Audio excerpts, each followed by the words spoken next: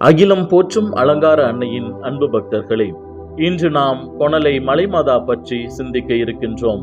கொணலை மலைமாதா திருத்தலம் திருச்சி சென்னை தேசிய நெடுஞ்சாலையில் சமயபுரத்திற்கு அருகே கொணலை என்னும் இடத்தில் அமைந்துள்ள அழகிய திருத்தலம். 1968 ஆண்டு கல்பாளையத்தை சேர்ந்த திரு ஜோசப் என்பவருக்கும், அதே ஆண்டு மே 15 நாள் முயல் வேட்டைக்கு வந்த 3 நண்பர்களுக்கும், பின்னர் கேரளாவிலிருந்து வந்த லாரி ஓட்டுநருக்கும் அன்னை தோன்றி வற்றாத நீரூற்றின் வழியாக அற்புதத்தை நிகழ்த்தினார்.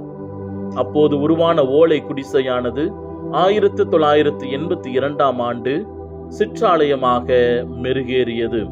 1991 ஆண்டு கல்வாரி மலை நிறுவப்பட்டது. இன்று திருச்சி சென்னை தேசிய நெடுஞ்சாலையில் விண்ணை முட்டும் கோபுரத்தோடு அன்னை அனைவருக்கும் அருள் பாலித்து வருகிறார்.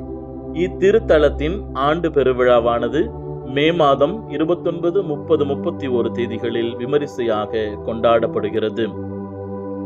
வறண்ட நிலத்தில் வற்றாத நீரூற்றை உண்டாக்கி தாகம் தீர்த்த தாயே, எங்கள் நம்பிக்கையில் ஏற்படும் வறட்சியை நீக்கி விசுவாசத்தில் நாங்கள் செழித்தோங்க அருள் புரியும்.